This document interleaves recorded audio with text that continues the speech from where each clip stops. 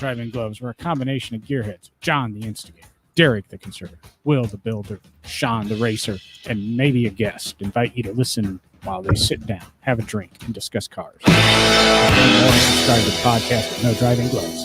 Time now for the ride. No maybe about it tonight. Looks like we do have a guest. Good evening. One of our shows a few weeks ago, Derek and I threw out there, I don't know if it was really planned, but we threw out there that if any listeners wanted to respond to first listener that would contact us through the Facebook page, we're going to throw them on the show. We're going to see what happens.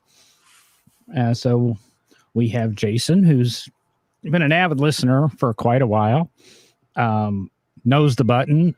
Buy me a coffee. If anybody else doesn't, feel free to buy us a coffee. A lot of little interesting things have come to light with Jason over the years as he's commented and stumbled across people from my hometown and things like that. But yeah, he's quite a graphic artist, and really, I don't know. There's no point in having an interview if we know the person. So we're just going to throw it out there. We'll chat with him, find out what's going on. BS about some other car stuff. I told him, hey, we'll probably touch on this, but who knows where it's going to go. That's the way No Driving Gloves rolls. So for you two veterans, how's it going? It's fantastic, John. It's fantastic. It's That's been all I have to say. It's been a roller coaster of a weekend and first part of the week for me, to be honest with you. Lost pretty good buddy and his wife to a motorcycle crash Saturday morning. Lost another good friend of mine. The story I told about putting a small block Chevy in our shop truck, and my buddy Don walks in and gets so mad he's about to leave. And I'm like, where are you going? He goes, you put a small block in that truck, I'm never coming back. I said, well, you give me a Ford and I'll put in it. He passed away Saturday, and a really, really dear friend of mine that is huge in the hot rod industry actually passed away yesterday, Craig Morrison, Art Morrison's son. Mm-hmm. So it's been kind of tough, man. I was going to say that's not quite a roller coaster. That's just kind of sucks. Yeah, it's been pretty tough. You have yet to have an up. No, my up's right now. So, I feel really bad. This is just like one of those little bobbles. Yeah, but you never know what's on the other side. So that must be Derek. I say the live studio audience for Derek's chiming in. Yes. Yeah, it's fantastic. Live. Mine are in Florida, so I don't know where that noise is. Recorded live in front of a studio audience. But losing Craig Morrison's going to hurt the hot rod industry. I mean, his dad has kind of built an empire, and he's taken it and even progressed it into more. And it really hurts to see him gone. And Wally that got killed on the motorcycle Saturday, he had a pretty thriving shop in Coleman, Alabama, called the Tin Shop, that was really making some moves and doing some really good stuff. So kind of a younger guy. So, you know, sucks to see young talent gone early, you know. Yeah. I don't deal well with empathy and death and things like that. I always want to make a joke, so I have to be quiet. I apologize, Will, but that's all right. So we all deal with it different ways. Yeah, except most of my stuff's socially unacceptable, kind of like my life. Oh, all right. I brought us down. Somebody bring us back up. So go for it, John. Say less than 30 seconds. I got a timer on you, Jason. Fill us in about you. Well, I really enjoy listening to the podcast. There's a lot of places that over the years, I don't know, there's a terrible dynamic in television where you used to be able to go to the Speed Channel and you could watch auto race, you could watch Formula One, you could watch NASCAR, you could watch them rebuild a car, whatever you wanted to do. And it seems like now this company's got sold to ABC Sports, Fox One, and then you have to go here for a race. You got to go there for a restoration program, and it's all over the board. And everybody wants you to have $49.95. Download an app to watch this race or that race, whatever. And it's so hard to catch up. So what I've settled on is finding places on the internet that I really enjoy watching. And there's about 3 shows I really like to check in about once a week and see what's going on there. And this is certainly one of them. A couple of them are across the pond over in England. I watch a couple of guys over there that do some things. But, when you talked about buying a cup of coffee, I think no better way to help someone out like that's trying to have the podcast like you guys are doing and contribute to that a little bit. I probably should do actually more than what I do, but if you're going to send $50 a month to somewhere like Motor Trend TV or some of them other places, you might as well spend $20 or $40 someplace like this every once in a while and try to help somebody that's trying to do the grassroots of it and develop it into something. So we do appreciate that. I think, I don't know if we've actually talked on the show, but we've talked after the show that this is kind of a break for all of us. It gets us away. So thanks for coming, Will. We have fun doing it. We have fun doing it, but it's, and I use it a little bit as an experiment for my business, and it gets to be, I don't know. It's just an interesting thing that we do. And, sometimes I'm not as, this isn't the biggest priority because unfortunately it's not the money maker, but we appreciate the fans that do hang in there. And, like I said, we do appreciate that you've contributed to the show. We have some other listeners that contribute too. I don't want to make it sound like Jason's on here because he gave us money. He was the first to respond to the email or first to email us. Then we did get a couple other responses, and who knows, maybe somebody will pop on a little bit later. So well, I want to jump in because Jason and I have gotten to know each other pretty well, and not even because of somewhat because of the podcast, but Jason is also a Corvette fan and a Corvette owner, and coincidentally, it was actually kind of funny the first time we met in person. It actually took Jason, I think, a minute. He didn't realize, I think, that I was the same person from No Driving Gloves as curator at the Corvette Museum. And it was kind of interesting seeing him put that together and go, wait a second, you're the same guy I listened to the podcast of. That was crazy. I guess, yeah. I don't know that I've ever asked you, Jason, what got you into cars? What got you into Corvettes and just the car passion in general? I don't think we've ever had that conversation. When I was probably 6 or 7, I remember my parents going over to some friends of ours, and I was going to do that today. I was going to try to network and find where those folks were at and what specific car. I know that when we would go over there about 6 or 7 years old, we'd be in the kitchen, my parents would be playing cards, and every once in a while they'd go out in the garage, get a pop or something from out in the fridge, and when they would open the door, I always seen, I know that it was a mid-year car. It was a 63 to 67. I don't know what specific year. I mean, I can identify them now, but not when I was 6. And I actually, frankly, I don't know if it was a silver or more of a silver blue color, but I do remember the mid-year car. And that was my first, wow, that really set me back. I mean, I've seen this car and that car and every other car go by. But I nothing really stuck to me like that. My dad, when I was growing up, he had a 69 Dodge Charger and a 63 Impala, 2-door. I got some pictures of that that I found just recently. My mom gave them to me. But anyway, but as I got older, a friend of mine, when I was probably 19, his mother had passed away and she left him some money. And she said, look, in her letter, I want you to do something nice for yourself. Get yourself a car. I know you like cars. Don't feel bad about it. I want you to buy something like that. So he and I went around for probably, 6-8 months looking at different cars. And he ended up getting a 85. Excuse me. Let me back up. I'm sorry. My first job when I was 16 years old was mowing grass for a guy that had a really nice place, and he had bought a new Corvette that year, which was 86, and it was a burgundy 86 Corvette. And he left the keys, and he said, "Hey, if you ever want to take this car out and go to town and wash it, feel free." And I said, "Oh, okay, sure." Well, my mom worked for Bill, the guy whose yard I mowed and took care of all week long.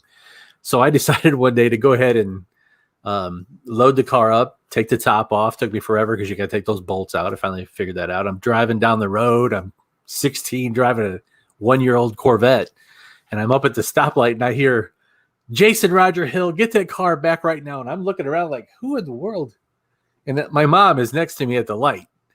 And so I had to take the car back immediately and not ever drive that again. But that was my first drive of a Corvette. And that's how it sort of ended, was her fussing at me to get back home. But a couple of years later, when Mike was looking for his Corvette, turned out he bought an 89 Burgundy, and it looked exactly like that one that I got in trouble driving. So just over time, it's just happened to be Corvettes that popped up. I've owned several Porsches over the last several years, but I got tired of having to wait for parts, and you have to buy a special Pentosin or whatever their fluid is called, and you can't just go to Advanced Auto Parts. And that's one of the things I like about certain cars that I buy now is you can go to Advanced Auto Parts and get stuff. Of course, the internet helps out now too, but 10 years ago, I just grew tired of buying certain cars because you had to wait forever for parts. So, but we have a few other cars. We have a Jaguar 1990 V12 convertible. That's a wonderful car. You're one of the few people that'll ever say that. Yes, the Lucas Electrics is not the best. Yeah, in fact, anytime I ever have any trouble and you go in the garage and you're doing immediately, the word Lucas just pops up in your head. So, but anyway, I digress. What color is that one? It's red with a black top. We saw one of those red black top at the 1990 Chicago Auto Show. My family used to always go up to that. And I know my dad just really, really fell in love with it, but it was a year or two longer before he could afford something like that. I think, being responsible as a business owner, and that's how he ended up with his Viper. So he ended up buying. He ended up buying. He never bought the Jag. He was still in love with the Viper we saw a year earlier there, and was waiting for that to arrive. I was actually scrolling through. So speaking of Lucas, you guys know the story about their experimental vacuum cleaners, right? And why they didn't build them? Because they sucked. No. It was the only thing they tried to build that didn't suck.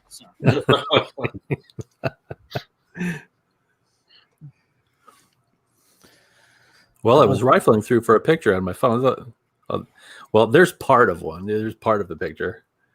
Look at that. Well, that's not going to help you much, is it? Well, it's an audio podcast too. How did Will do that? How did Will just throw it out to the streamers there? You got to go real close to your camera. Yeah. There you go. There you go. Yeah, nice. Yeah, and look at that. Look at that red C7 hood. Look at that. But over the years, it's really funny. Derek mentioned how I put these two together. That wow, this is the same guy that I listened to on the podcast. How I just thought that was so strange. What's even stranger than that is I'm at my desk one day listening to No Driving Gloves, and a guy from our office, Bart, he's our head sales guy. He goes, What are you listening to? And I said, "Oh, I like to listen to this podcast. It's No Driving Gloves." And usually I'm dismissive like that because not a lot of people are into listening to podcasts about cars, or unless you're a car guy, right? He goes, "Oh, because that guy sounds really familiar. Who do you know who that is?" And I said, "Well, that's Derek, and that's Will, and that's John." And he said, John who?" And I said, "John Viviani." And he says, "No."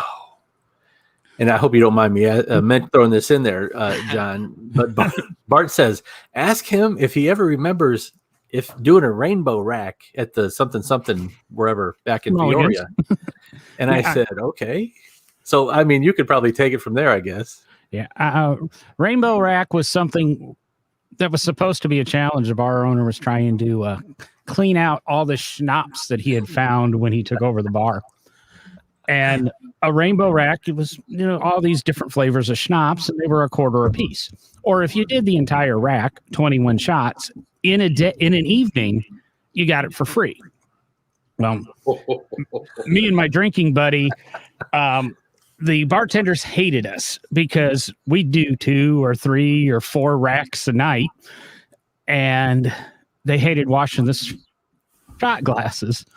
And then we ended up modifying the rainbow rack. They just gave us 2 beer mugs full of the schnapps, and we do it through straws. Made it quicker.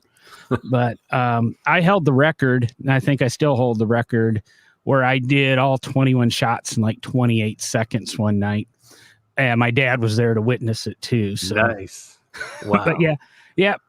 Rainbow rack. I thought you were going to talk about some other stories from Bart, and Bart used to throw some legendary parties. Yeah, he still does pretty good. Those stories involve other racks, not rainbow racks. Some of them do. But it's amazing that Bart and you know each other. And then I think when I first started listening to the podcast, I heard Will's voice and I thought he sounds like he's maybe from the South. And as I paid more attention, I was like, I had to Google Big Oak Garage and I had to find out where that was at. And when I found out it was in Oaks Bluff, I was like, wow, that's down by Auburn or thereabouts, just past. Yeah, we're about an hour and a half north of Auburn. Okay. Yeah. If you draw a triangle between Chattanooga, Birmingham, and Atlanta, we're kind of right in the bullseye between all 3 of those. So just I remember it. Will, aren't you just a little bit outside of Gadsden, isn't it? Yep, Gadsden, Alabama. We're kind of Oaks Bluff is like a bedroom community for Gadsden. Oaks Bluff is kind of like a bedroom community. Not a lot going on. Big Oak Garage. I was going to ask you, since it's car related and we were on the Bart topic, has he ever showed you a picture of his old Monty SS? No, but he hasn't. No. Mm-mm. You need I've to heard ask about him. it though. Yeah, you need to ask him if he's got a picture or something.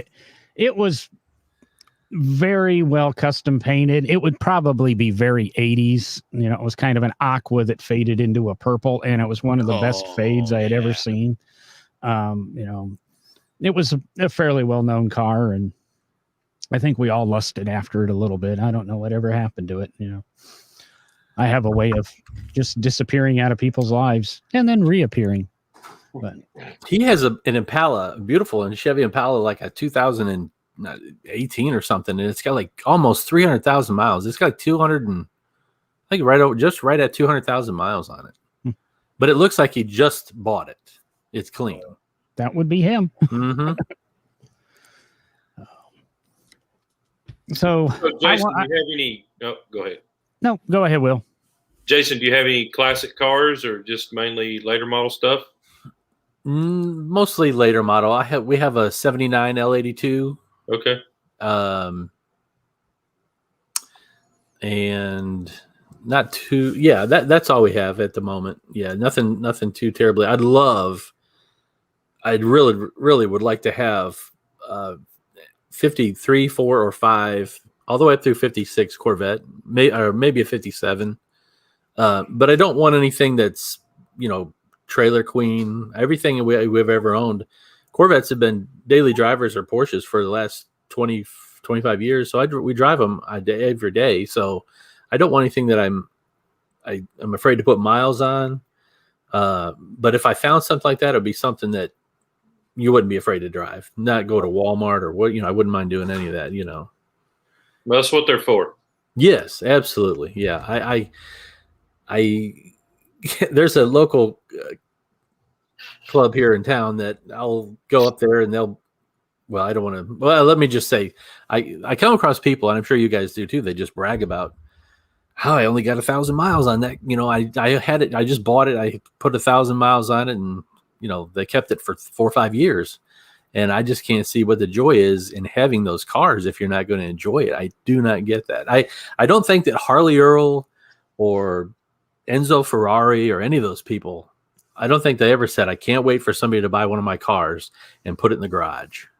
Now, some of the cars out there, I understand they have a certain reverence to them that you can't just go driving them on the street for whatever reason. But, for the most part, I think most of them are meant to drive. All of them are meant to drive. Yeah, every single one of them was meant to drive, or otherwise it's not a car. Yeah. Even the art cars. I mean, if you go to the Alpha Bat cars, I mean, they were meant to drive, and they were on, buy here, pay here car lots at one point in time. So everything was meant to drive. Is that the ones with the swoopy wing? Yeah. Okay. Yep.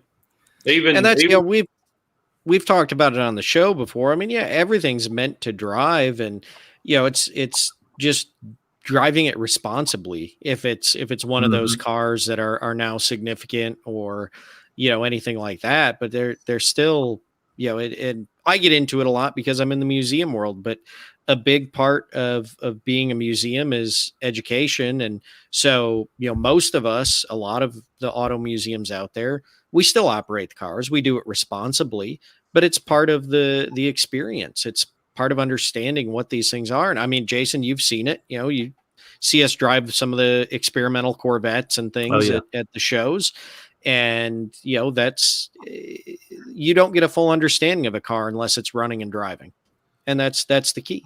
And you're right. I mean, even to this day, we have, and this isn't to be mean to anyone or anything like that, but, we have Corvette owners that are like, oh, my car's, it's still got 5 miles on it. I bought it and drove it home, parked it in the garage. And, and the first thing any of the guys at General Motors will tell you, whether it's Taj, the chief engineer, Harlan, the marketing guy for Chevrolet, for Corvette and Camaro, Tom Peters, retired, chief designer, any of those guys, they will say, they'll look at you and just say, tell them to drive it. That's why we built it. We build Corvette to be driven. And that's, like you say, that's what everybody, Enzo, any of the former car, legends, Enzo Ferrari, any of them, all the way up to the current people that are running the businesses and engineering, they're building them to drive them. They're a machine. That's what they're meant for. Except for Will's stuff. Don't drive Will's stuff. We'll probably break down on you. We'll have a car with 10,000 hours in it, and it, it can be driven. They're not driven a lot, but you can hop in them and go wherever you want to go in them. They're dependable. They ride good. They handle good. They got plenty of power. They got plenty of brakes. So, I mean, they're really built to be on the road, but they're built to, look really, really good and very high quality as well. I think that all the cars I've had, I think I've lost money on one of them. And I don't do it for the money. I don't try to buy one and go, I wonder what I can get for it when I sell it to the next guy. I buy it for what I want it for. But it just so happens, Corvettes and Porsches are easy cars to move if you wanted to move them, because you always see a guy at the grocery store. I think I've ever advertised, but maybe one or two. Other than that, it's a guy at Lowe's that says, hey, is that for sale or whatever? And I think maybe one time I've lost money on a car. Other than that, I've racked the miles up on them. And it doesn't matter. Well, to me personally, it doesn't matter if you have 40,000 miles or 85,000 miles or 110. I bought a C7 last summer with 42,000 miles on it, and I'm already up to, I think I put 18,000 miles on it this year. So in about a year. So, we go for day trips. My wife and I jump in the car. My son and I will go up to the museum for some things, or we'll run down to Barber, do some things down there. So that's what they're meant for. You're building memories in them. Yeah, exactly. And one of the things that just brought back a memory from kind of my childhood, I'll say, which is, in school, high school, middle school, I had friends that liked cars as well. And I had friends that didn't like cars and didn't really care. But those that were into cars, and of course, with my dad having a restoration shop in the backyard, a lot of them would come over and hang out in the shop. And there was one certain friend that I had that we'd always talk about cars, and we were both in agreement on one thing, which was always, and I don't know why it popped in my head, because you were, Jason, you were talking more about mileage and things like that and how much you put on them. But one of the other big things we would always talk about was, because a lot of people in high school, the car guys are always, oh, how much horsepower does it have? Oh, mine's got 390 whatever horsepower, and I got 420, blah blah blah. And I was always the kid, and I had friends that, to me, it didn't matter. Like, it was about the look of the car, the emotion that car gave you, Right. the feeling of it. I didn't care how fast it went, how much horsepower.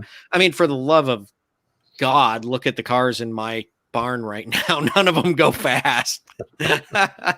they're teens, 20s, 30s, Aero 7. And then the modern stuff I have are a micro car and a Ford Falcon with a 144 cubic inch engine. I'm not about the speed. I mean, do I like it? Do I like getting in a Corvette and taking it around the track at work? Do I enjoy driving them on the road and going places? Yes. I mean, it is fun, but to me, it's about more of what you were talking about, driving it, enjoying it, making memories in it, and all of that. And it kind of sparked that memory in me that, we used to talk about that. And I don't know, to me, who cares how much horsepower it has and how fast it can go? Because I want to go out and drive it and cruise the back roads and have fun. Mm-hmm. I want to go do burnouts and donuts. Nobody cares. Gotta have Posey. power. Yeah. Power. Just for that, once I get the Lloyd fully roadworthy, I'm going to attempt to do a burnout in the Lloyd and send a video to you. If you can't do it, let me know. I'll come up there and do it. I promise. Nicholas asked me the other day, my son is 16, and he asked me, he says, hey, how come I can't get the tires to spin on your car? I was like, where are you spinning my tires on the car at? And you have your own car. Go. I thought, you know what? Memory. I said, don't beat them up. These Michelins are crayons for the asphalt, but still, you have to be respectable of it and watch where you do it. And, but anyway, I explained the traction control buttons, which I'm going to get new tires now, but anyway. Don't do it leaving a Cars and Coffee. Right. Of course. Yeah. I try or if you're driving a Mustang. Oh gosh, memories. I have my best friend back in high school, Dave.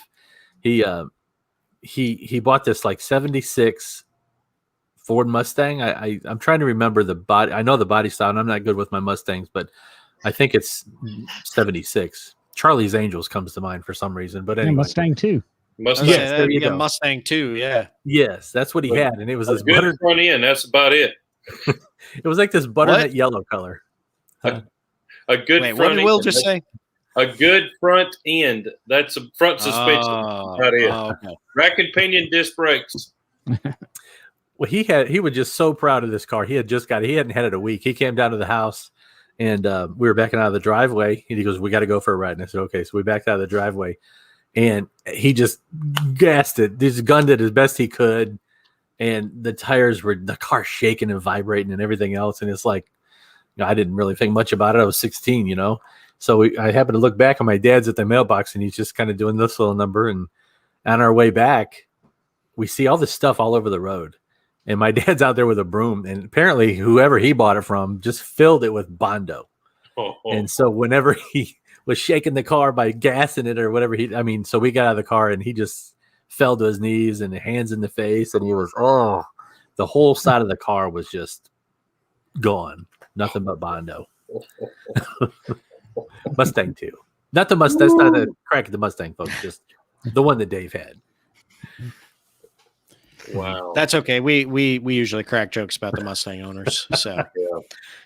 Speaking although of I know the designer that did the Mustang too, so I'm going to be nice about that because he's a good friend. So What was was he talking to- thinking? What? he was doing his job. Man. I had a guy yesterday I was talking to about podcasting, Derek, who said, you do that, you're doing that car podcast, and who do you have on it? The guy that builds hot rods and the guy from the Mustang Museum, right? And I said, I said, no, the National Corvette Museum. He goes, oh, no, not him. The guy that's just down the road at the Mustang Museum. No. You guys have a good night. Who is this friend, John? I'm going to need an address. Oh, you got to be nice. He's probably going to be a podcast client in the near future. Oh, well, I don't have to be nice. He doesn't know who I am. So speaking of memories, I have to throw this out there if I could. I'm going to be 50 June 28th. So I wanted to do something, and I'm trying to think of different places to go. I'm looking at, and I know it's money, but wanted to go to Pebble Beach or something like that.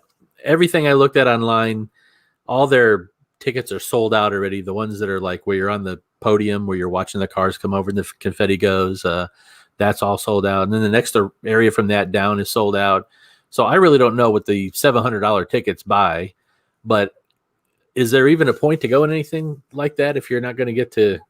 I mean, I guess you'll get to see a lot of stuff. But anyway, besides that, is there any ideas that I wouldn't go to Pebble this year if it's your first time and you're not going with anybody who hasn't been there before. Mm-hmm. You really need a guide. And with Pebble not happening last year, right? There are going to be so many people there. It's going to be grotesque, I think. Mm-hmm. I have to, and this is not a shameless plug or anything, but listen to the episode that just came out yesterday of our show. Mr. McCrane. Huh? Mr. McCrave? McCrane. McCrane. Yeah. And McCrane. I would consider going up to his event and doing the whole Woodward thing. Mm-hmm. It's the week after Pebble. And there's a ton of stuff around that. And it sounds like his organization is going to throw a whole bunch at it. That's, if you're looking for something to do kind of in that August, Pebble, because the amount of money it's going to take, if you're not going with somebody, I think you're going to spend a lot of money that you're going to realize, ooh, I shouldn't have done this. I should have done that. Mm-hmm.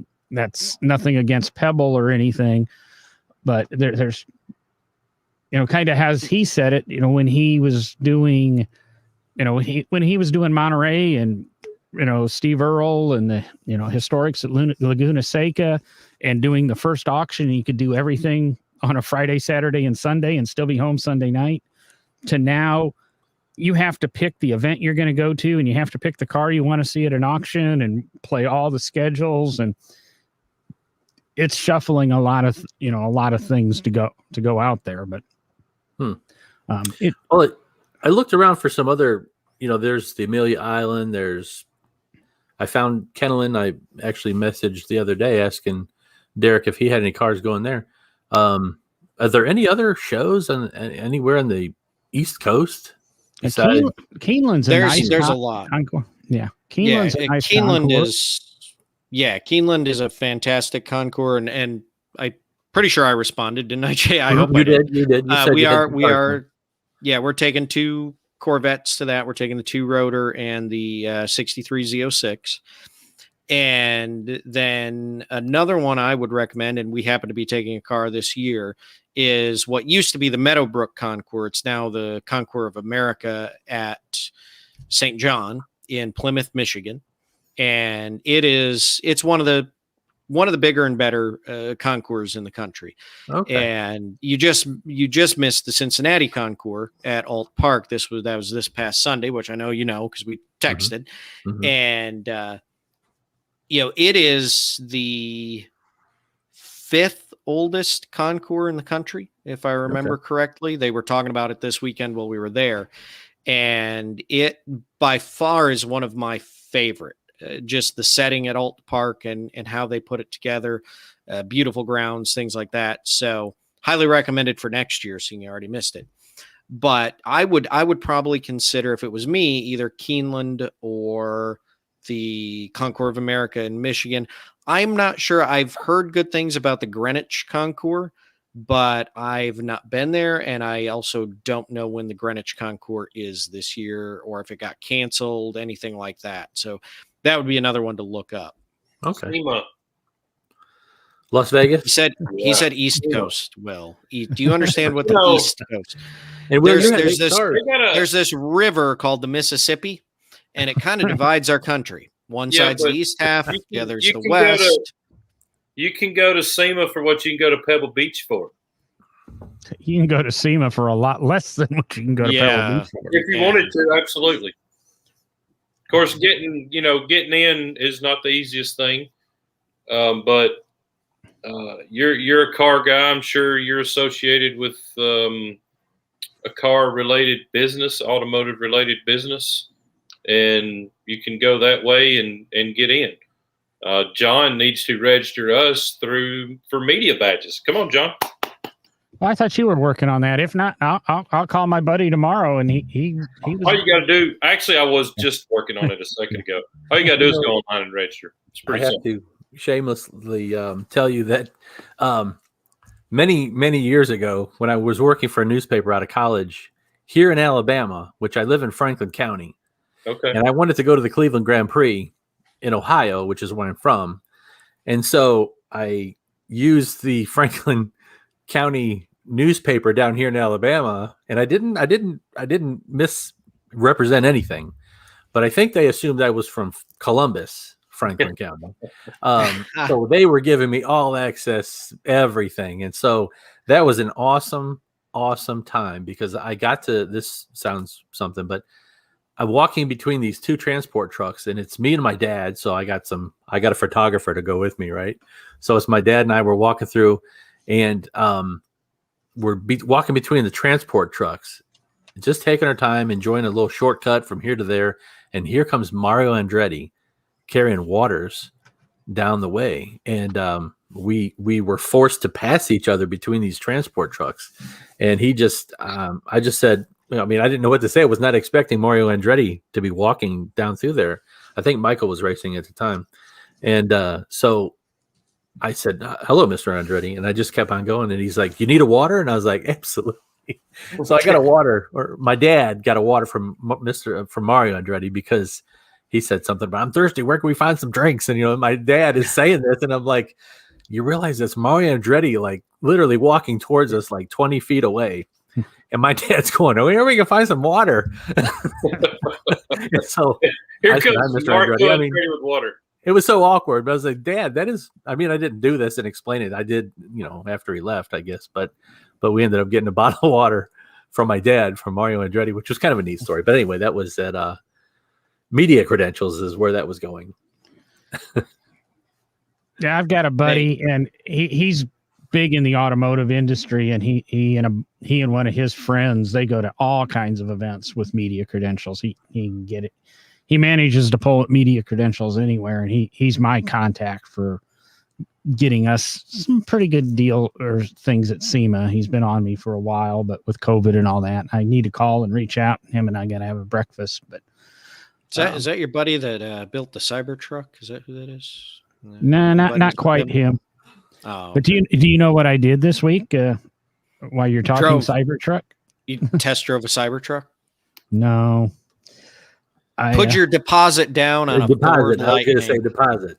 No, I did not put a deposit on a Lightning. I did put my name on the list for the Santa Fe, and as much as I hate it, the Maverick. But we're gonna. Well, see John, which it's been comes nice in. having you on the show.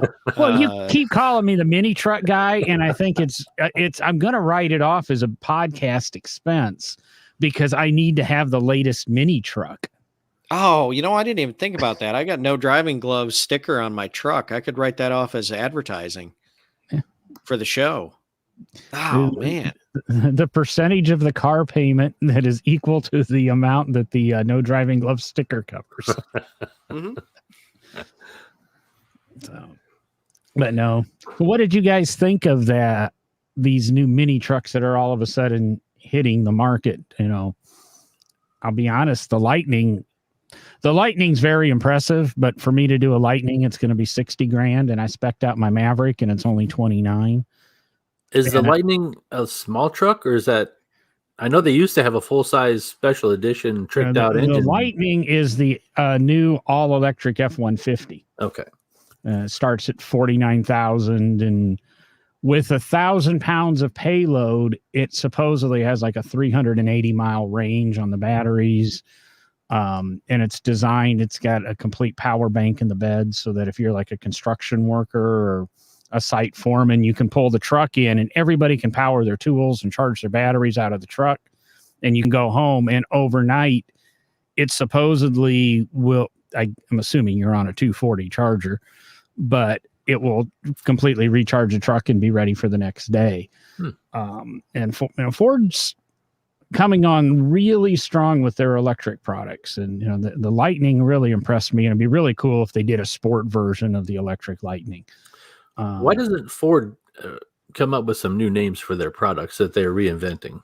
They need to come up with accurate names. We did the episode, I'm sure you remember, the Shoei, which is what the Mustang Mach-E should have been named. And I think Derek and I might have touched on it, or Ranchero, Courier, Yeah. You could have named it anything like that. But then again, we're bitching about naming the new Bronco too, or Bronco also. And the Bronco that's out should have been called the Bronco 2. And then we should have had the big Bronco, not the Bronco Sport and the Bronco. But And when you said you were getting a Lightning, I thought you were getting a 1990 Ford F-150 Lightning. No, I've liked the Lightning, but if I'm gonna get something like that, I would get a SRT 10. So if you're gonna do it, may as well do it with 6 miles a gallon and a manual transmission. So Will's kind of speechless. Why not a 454 SS? Because Pretty sweet truck, the Chevrolet 454 SS.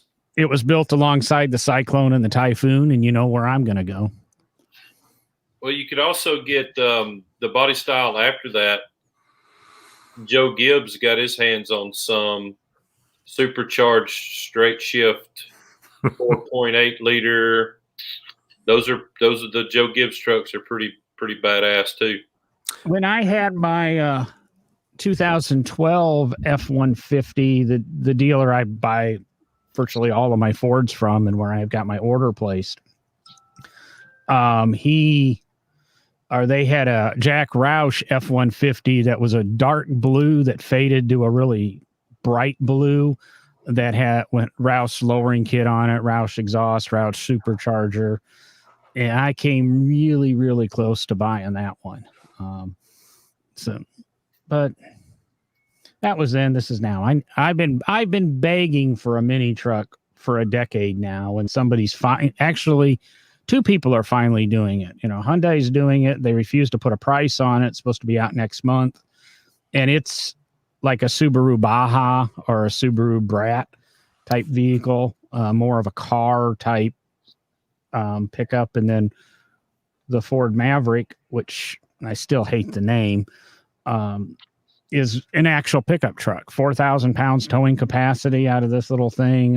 It is a unibody, but in the hybrid version, it's 40 miles a gallon, and in the 2.5 liter version, which is the heavier towing capacity one, it's still supposed to be like 30 miles a gallon and starting at $19,000. I mean, You're not going to buy one of these Maverick looking things, are you?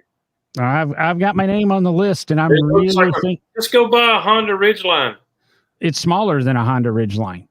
What about He about a doesn't want Maloo? anything big like a Ridgeline. What about a Maloo? Would you ever buy a Maloo? I don't know what a Maloo is. You've stumped me. Oh, for real? I've Honestly, never yes. heard of one. It's a Holden, but they do make them in the U.S. or they do have some here. Is that the They stumped the panel for real? It's the Holden. I've always just called it the Holden Ute. Oh, a Ute. yeah, that's the Ute? they're famously known as a Ute, but yeah, the Maloo is the Oh, yeah. Holden the GTO version. pickup. Yeah, Them things are bad. yeah, exactly. There you go. That's a good way to describe it. The GTO pickup. Yep, badass. That's cool. That'd make a nice truck. But do you have to have a new one, or just because of the warranty and so forth? Or Because I don't work on cars. I don't like working on cars. Nobody's going to work on a Holden except me. So, or a hot rod yes, there shop. you go. So, That's it. So, yeah, John, it. you'd look good. and they That is- don't make those anymore either. I thought they canceled those because Ford also made a version over there. I can't remember what it was called. And, the one I want to really see come back is the Dodge Rampage and Dodge Rampage size. But I think Dodge Rampage size, I guess, is smaller than a Mini. Now, one had mini pickups Dodge have always been cool. Rampage, Dodge Rampage with a Elephant engine. Is that what you're shooting for? Yeah.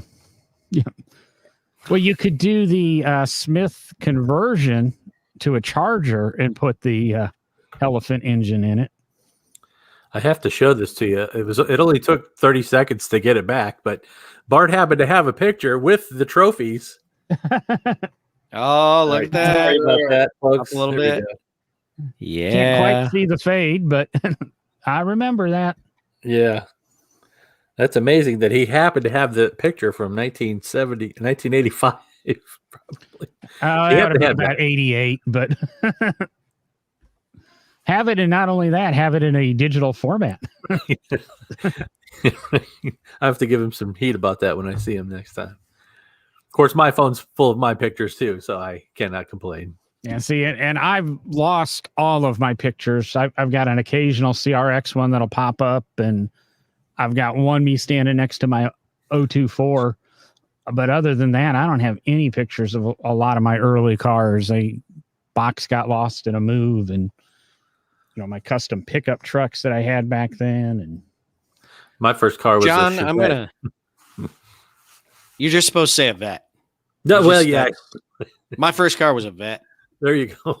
Just leave it at that. I've actually been tempted to buy a Chevette and just walk into work one day and be like, "Hey guys, I bought a vet. It's parked out in the parking lot. You want to go see it?" Just walk out there, have it be like a 1982 Chevette. Oh yeah. Yeah. we had a guy in high school that he always talked about driving his vet, and it was and I went to a school where guys actually drove Corvettes to school. No, his was a Chevette. So John was rich. That's what he's saying. John grew up rich. He's just rubbing it in. that's why I drove an Omni 024 to school. I need you actually, John, to get the Ford Maverick and send it to Will and just have him change where it says Maverick to Ranchero and drive it around. Can we LS swap it? That's what we need. Sure. Why No, the hell? Why What the hell, LT swap it? why the hell would I Nah, want to put a Coyote in it. Chevy motor? See if it in can handle a Ford? Coyote. Hey, we got one of those new Godzillas in and running already, so we could do the new Godzilla in it. You understand? I like the fuel economy. Now, what I would be willing to do is a Maverick with the new Ford Lightning drivetrain. Ooh. That could be interesting. I'm liking that. Y'all with your EV bullshit. I hear you. Quit whining, Will. Gonna run me out of a job. You just have to conform a little bit, and that's what I'm trying to help you do. I'm trying to bring you your early EV hot rods. Well, come on, pay me. Let's do it. Get a tubbed out Volt. Yeah. What is there much left to do? Like these Teslas are coming out of the box just as quick as can be. So what more could be done? I mean, aside from the styling cues. You're Make talking them the look good. Yeah, the styling cues. the new Model S Plaid that runs the quarter in 962. Oh yeah, by Jay Leno of all people. Yeah. Didn't he just set a record in Yeah, yeah. and they did it unlike Dodge that with the Demon. I think their quarter was like 987 or something, and that was the record. But they waited for this special barometric drop in temperatures and that to hit and do that run at the precise time. Now Tesla went out, put Jay Leno in it, and said go, and he runs a 962 quarter, and it's 0 to 60 in like 1.7, I think it is, or. But that was an awesome marketing skill for somebody, I guess, because it was funny. I was listening to a podcast, and Jay happened to call into it, and he had just finished the run, and he was talking about it. And I said, that's pretty damn quick.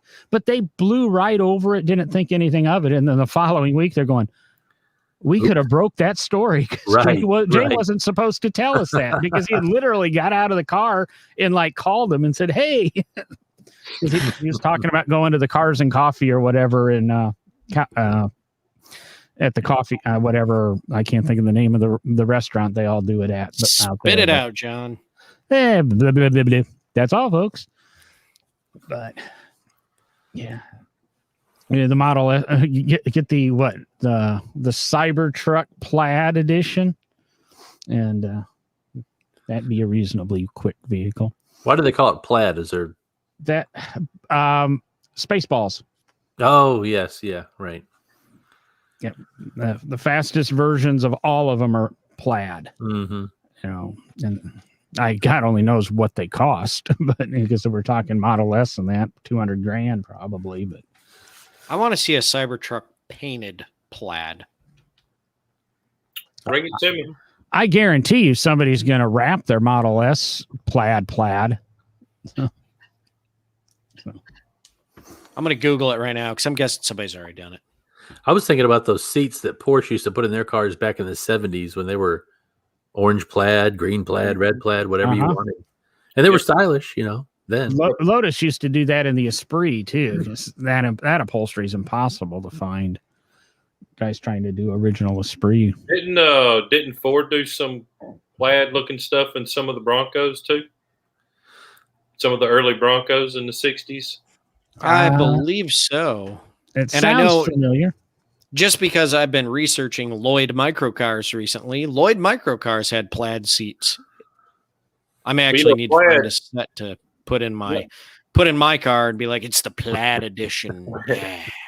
You know what I really want to find? I would love to find, and I think a couple are out there that have been restored and people have taken really, really extreme lengths to make it happen. But I believe it was some of the Mopar products had in the late 60s and early 70s the vinyl tops, but they were like flowers and patterns all over the mod top.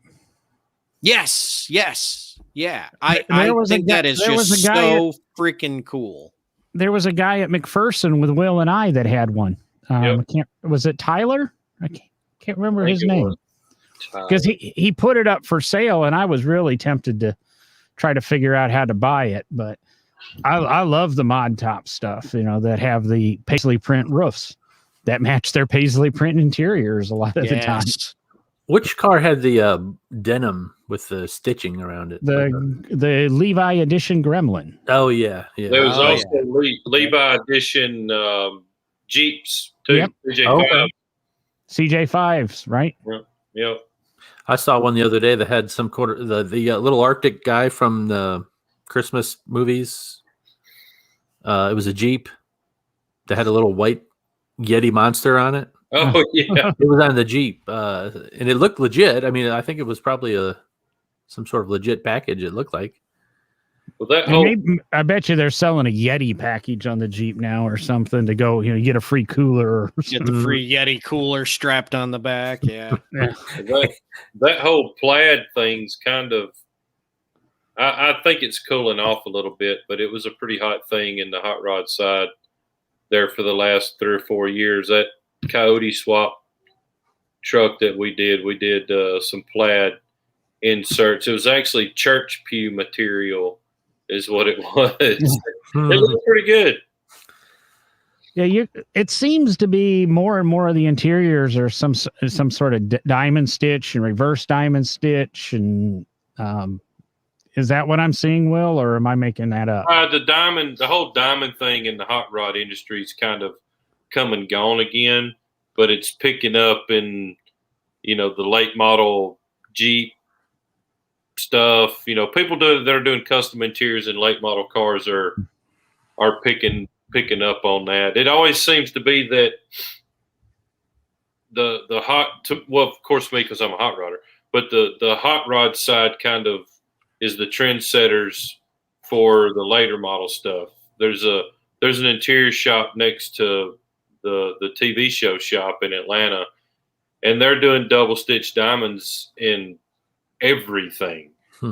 I did double stitch diamonds in a 57 Chevrolet 10 years ago, and it's just now, and then it caught on. The interior shop that done, I bet they done 5 or 6 cars in a row where they had the double stitch diamonds, and you're seeing it, like Cat Skin offers it as a kit that you can buy for your new Jeep or your new Chevy truck or Tahoe or whatever. My new Maverick, because my Maverick's only available with cloth interior, at least in the trim level I chose. I wish the Corvettes were available with cloth interior. That's the only, to me, I'm not a big leather person. I like cloth, but every car we have is leather. Even my Chevy Colorado was leather. I just had a conversation on one of the Facebook groups about that, and I love cloth interiors. Oh, me too. I think they grip better. I think they're cooler. You don't have those 400-degree seats. I don't care if your leather seat's air conditioned. It's still 400 degrees before you turn the car on. Oh, yeah, absolutely. Maybe Derek can take note of that. Need some cloth interior. Oh, those are nice. I'll let Harlan know. Yeah. That's church pew material. That's nice. It's also blessed. I love it. That's the cool thing about.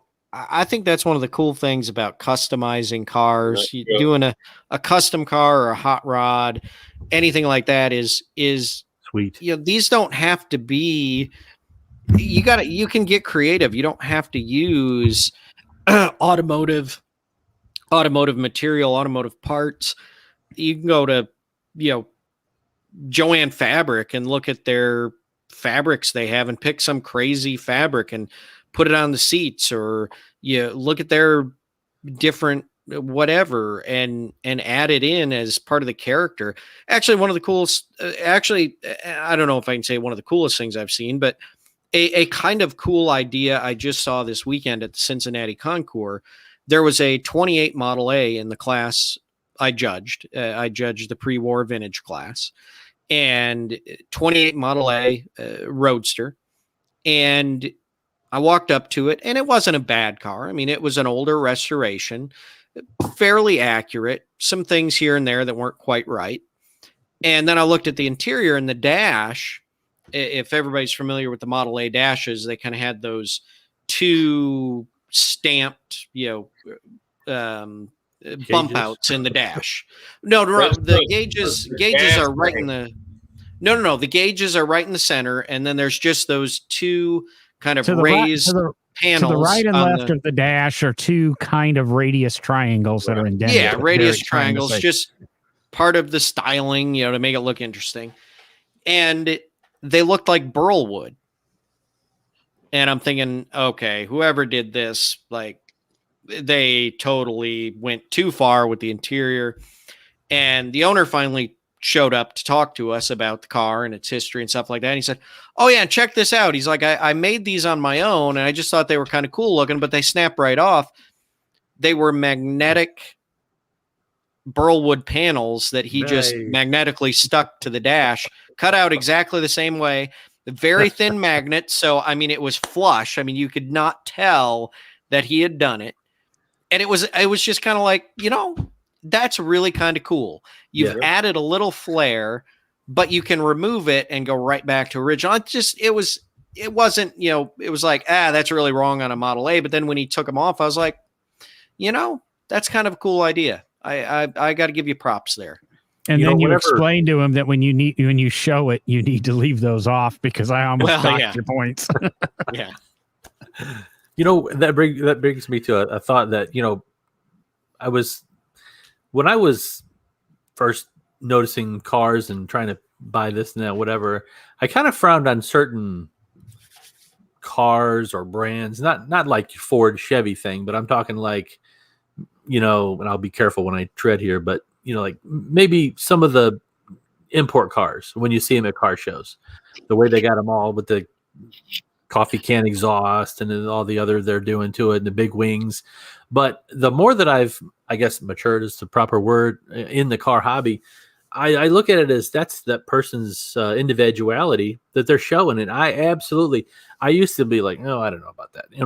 But now, when I see those cars and when I see what somebody's done to their car, I'm like, I respect it a lot because it's that person trying to share what they are seeing there. Yeah, So- I used to be that person who would show up in my, hot rod Honda with the coffee can exhaust and lowered, and I've never been into stance or whatever. I don't know that is a proper hot rod Honda.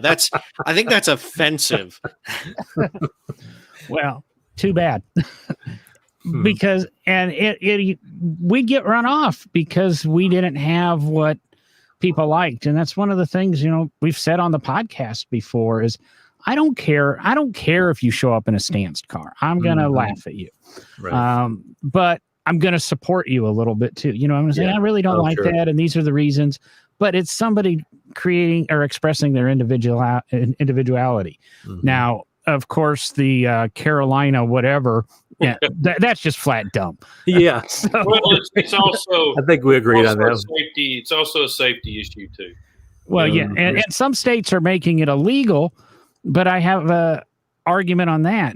Yay, we aren't going to see that California or Carolina, whatever it's called. Right. But what's the next thing? Because I remember when I was doing lowered pickups, all of a sudden, they're too low, and then we got license plate height regulations and Taillights and they start, just because we don't like that truck. There's safety concerns there, but we can't outlaw it. We just have to figure out how to, there goes my argument for vehicle inspections again. But no, I'm with you, John. But they didn't outlaw the entire Carolina lean squatted truck deal. They just, you can't do it to the extreme to where your headlights are pointed at the sky and you can't see over the hood. Yeah, there's some sort of difference. Your front can't be lifted so much percentage wise or height wise to the rear. Exactly. And you go back to look at the lead sleds back in the day, they were all tail draggers. Oh yeah. So, I'm not a squatted truck fan. I think it's stupid. It's unsafe. All it's doing is tearing your truck up. So if that's what you want to do, that's fine. And I hate the government trying to control us on what we can do to our vehicles and whatnot. But if it becomes a safety issue of my daughter riding next to a squatted truck and the tie rod breaks and he runs into her and kills her, then I'm pretty pissed about it. So there's one sense where I'm totally against rules and regulations, and then there's another side of me where I'm like, yeah, something's got to be done. I think we've brought it up on the show before that, I don't think any of us are necessarily fans of rules and regulations and certain laws surrounding certain things you can do or can't do with your car. Now, there has to be laws around speed limits, things like that. But when it comes to safety, that's where you don't take any risks. That's where if you're building these vehicles and you're doing things to modify them, you have to do it with a reasonable understanding of the safety of that vehicle once it is done, once it's completed and it's driving on the road. And that's the big thing here is these guys got to understand that you can't be driving down the road looking at the sky and the top of the trees and think you know where you're going and what's in front of you. I mean, somebody walks out in front of you, you're going to run some little kid over. It's not safe. And I agree with you, Will. There's a difference there. Safety is one thing, and then some of the certain laws and regulations are another. But when it comes to safety, that is an absolute, line in the sand that you shouldn't cross. Do you think there'll ever be a limit on horsepower? I wonder, because there are some serious cars out there with some major horsepower, and not everybody should be driving, something like that. I think they may try to do something, but how are they gonna stop you from you taking your Corvette and adding another 800 horsepower to it? Mm-hmm. And then how are they going to regulate that? they're going to make you go put it on the dyno and prove. Yeah. You know what I mean? And also nowadays with the technology we have, you can just flip a switch and go from 1,200 horsepower to 600 horsepower. Mm-hmm. So, even if they do try to regulate it, there's already many ways to migrate around that. I can see that brings us to a point. We need to do our follow-up episode on the EPA thing. We haven't done yet, which the laws that the EPA are trying to reinterpret to do exactly what Will just talked about. Yeah. I think you're going to to member of SEMA, people. The RPM Act is going to kill it. We what I'm going to say, we will see, I think, limits on horsepower. You'll see it come out of the EU, kind of the way they have a limit on top speed. No car can go over 155 miles an hour, and they're all electronically governed to that. I think, Lotus has got the new Agiva coming out with 2,000 horsepower. There's eventually got to be, the manufacturer is going to have to eventually say that's enough, or the government's going to have to say that's enough. For Will's side, aftermarket modifying, unless we get to that kind of the some of this EPA stuff that, if it has a VIN number, you can't change the tire size, let alone, the door locks on it. That's the only way they're going to be able to prevent that. But like Will says, you're going to get your car inspected every 30 days just to make sure you haven't reprogrammed the ECU, etc., because that's all it comes down to now for getting, buckets of horsepower is just the tune. I don't know if it's related or unrelated, but I'm anxious to see what Europe does, because aren't they supposed to go all electric by 2023 or 2025, something like that? 2026, I think all new vehicles sold are supposed to be zero emission. That doesn't necessarily mean electric, but everybody interprets it as electric. Now that's interesting maybe not for me, but a guy that the Ferrari people, the Lamborghini people, it's going to be anxious to see where those cars even go from this point. They're already going that way. Lamborghini just introduced their first hybrid drivetrain. A lot of the Ferraris out there now have hybrid drivetrains. The new, I want to say the P8, but is it the P8 from Ferrari? I can't remember. The latest iteration of whatever. It's a hybrid drivetrain. It's got more power than the $1 million Porsche 918 from a couple of years ago, with 3 electric motors and a gasoline motor, and fastest Ferrari ever sold. And it's pushing 800 or 900 horsepower. And it's not going to be, they're transitioning their people is what they're doing, so that when they go full electric or full zero emission, what is it? Zero tailpipe emission, because they've modified that now to zero tailpipe emission. I know that doesn't really affect when you bring in Ferrari and Lamborghini, it doesn't affect most people, but I think the reason those people buy those cars is for the sound and for the,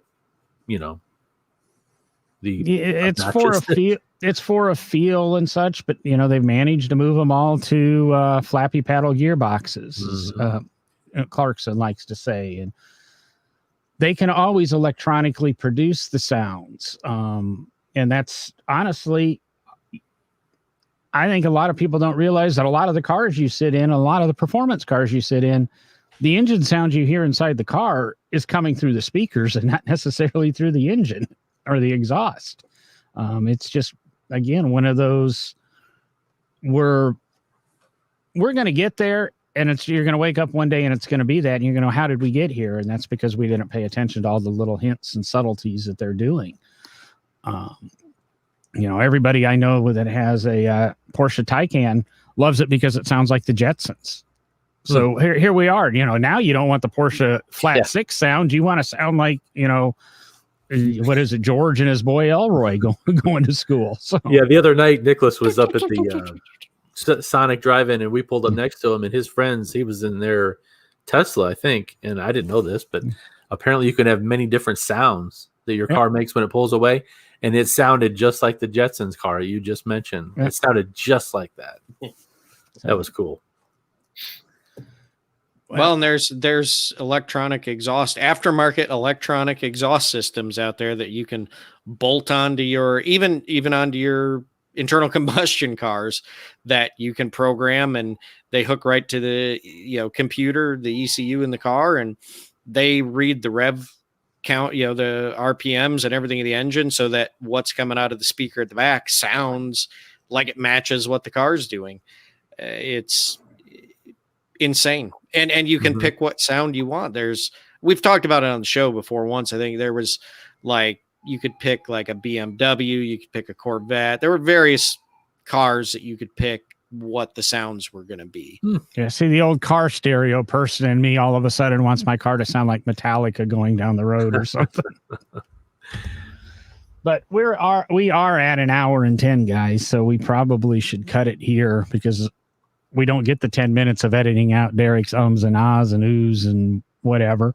So, hey, I'm going to guess that I did not do that bad tonight because I've been watching myself. I didn't know after Mr. McGrave last night. I'm sorry, I don't remember offhand, but I was like, wow, how am I even going to come close to following that guy's steps?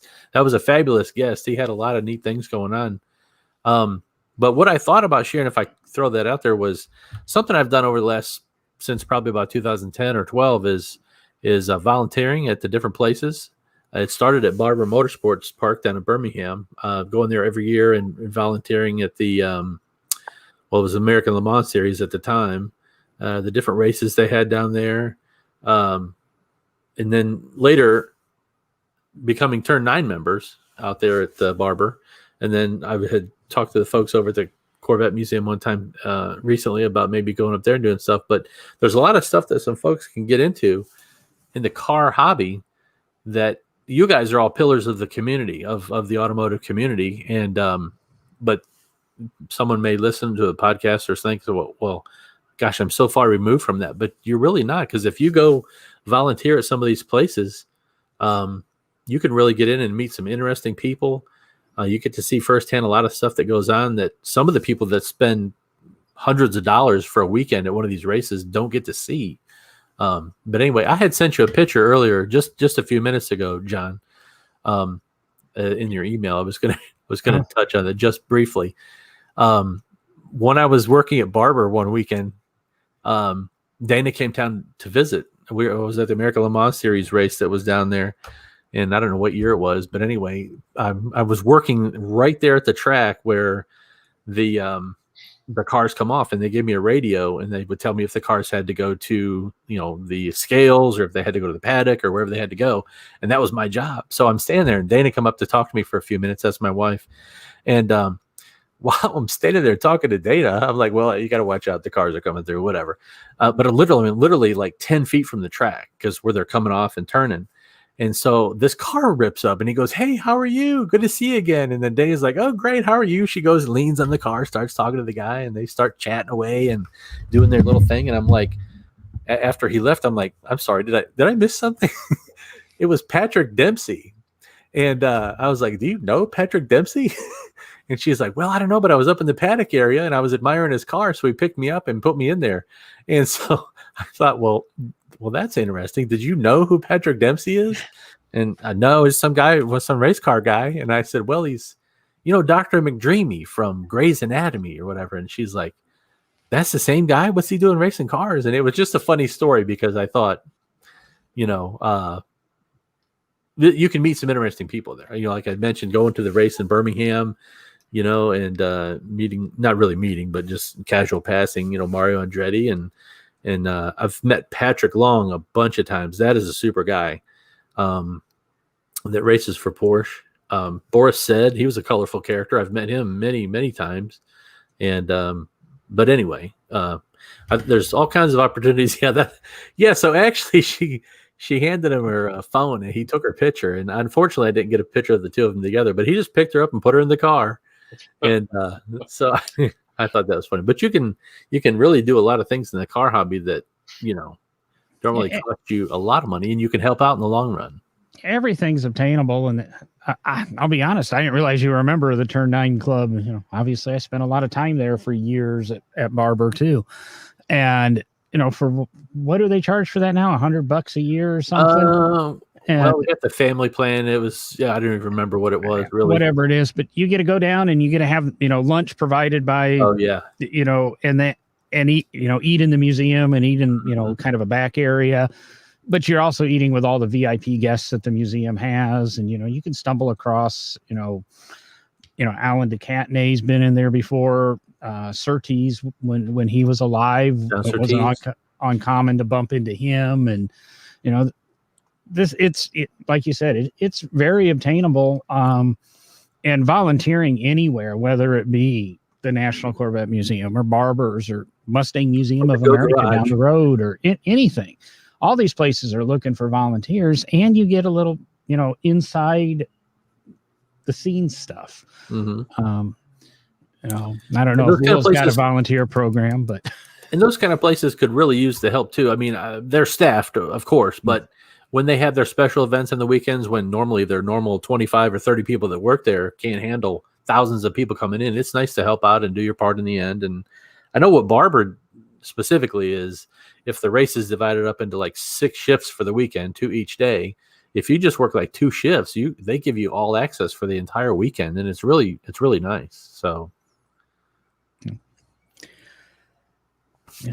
Jennifer put together a really good plan when she took that over. I give her a lot of props. I mean, I don't talk badly about too much Barbers, and that when I do, I'm not usually in front of a microphone. So. But we are 1:15-ish into this now, and I think it's been great having you on, Jason. We have covered a lot of things, and had you emailed me this afternoon, and what are we going to talk about? It doesn't matter. And you don't have to worry about one up in the last guest. I mean, we've had some big names on here that maybe we shouldn't have. And some of our some of our unknowns have come out to be stars for it. Right. I will say we had Farah on about a year ago. I can't remember what episode it was, but he finally, and I guess I don't plug his podcast too often. He finally had his dad on a very recent episode of The Smoking Tire. And if you don't know, his dad is one hell of a businessman, and has worked for some billionaires. And I think Matt said during the show, this little midget billionaire designer, I think he likes horses and the sport polo. His dad used to be president of that company. One of the best business podcasts I've listened to in a long time. So don't sacrifice your subscription to No Driving Gloves to go, subscribe to the Smoking Tire, but go over and listen to that and listen to him to interview. I think it's Roger Farah. Fabulous episode. And, I give people props when they deserve it, but I got to tell you something that really, the reason I kept listening to this podcast is that everybody is real. Everybody, I listened to you guys for a long time before I realized the capacity that you guys were in your professional careers. And, nobody ever really speaks down on anybody. And I'm not talking about guests or anything. I'm talking about, you listen to some podcasts and you might as well, I mean, they're just speaking way above, the average listener, I think. Well, and I think everybody brings something to the table here. We just say, this is like if all 3 of us were in a bar and you walked in and you heard us chatting cars, you joined in, and, there's a lot of our podcasts are playing just as well as tonight's was with you. Yeah. Just sitting there at the bar doing rainbow racks. What can I say? Yeah, you would. I'm a totally different person after 4 or 5 rainbow racks, and that's not because I'm flopping on the floor. But there were many nights from Mulligan's that the bartender drove me home because. But you guys need to organize some sort of trip where everybody can come together, listens to the podcast, and everybody takes a day trip somewhere. And I know everybody's busy with their families and their jobs and everything, but it would be kind of neat to have a No Driving Gloves tour about once a year, somewhere, whatever. We've talked about that, and we were doing plans last year, and then, this little guy named Corona popped up and really put a kibosh on a lot of that stuff last year. And I'm glad, Derek and I said a couple of weeks ago, we're really glad to see all these shows starting again and, all this activity happening. We won't do the No Driving Gloves tour this year, but we plan to get out some and, no. Why not? Yeah, I mean, we really wanted to do something with Will earlier this year, and not to say that we won't do it later on in this year. So, but I say we do it November. Meet up at Big Oak and go cruise through Little River Canyon. Sounds good. Hey, I Sorry, was going to come I'm to busy Big Oak that day. anyway because I'm just south of Muscle Shoals, so I need to check out Will's garage over there. Yeah, you're not far. A couple hours away. I'll do it. let's see, I've always wanted to come up your way and do kind of the music tour. So Mhm. and see the studios and things like that. So, I mean, there's a lot of stuff to do.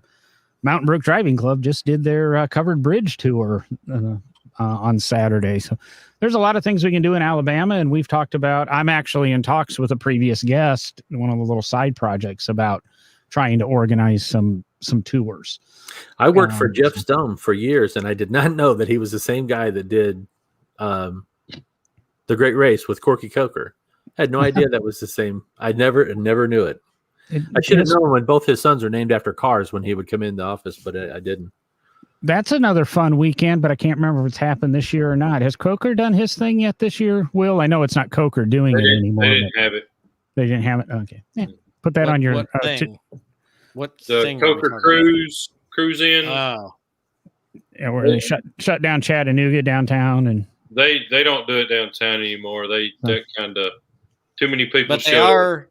But they are Concourse. the Chattanooga Motor Car Festival is happening this year. Yeah, And that is the that's concourse, right? The concourse? Is that what that is? The Chattanooga concourse? Is that the same it's a thing? little- it's not quite a concourse. It's just as they say, the Motor Car Festival. Okay. It's kind of a la a Goodwood revival somewhat. They've got a track and they're doing some cool things, and we'll be there with some Corvettes. So well, I'm going to go ahead and push this little button over here. And been great again having you, Jason, tonight. Thank you. And- I'm glad yeah, that good was- having you, Jason. Thank you. I was glad to be a part of it tonight. Good to meet you, Jason. You too, Will. Nice to meet you. Thank you for listening, and remember to look us up at nodrivinggloves.com. There you can find back episodes, links to products we recommend, and links to all of our social media. Be sure to tell a friend about us. No Driving Gloves is edited and produced by J. Lewis Productions.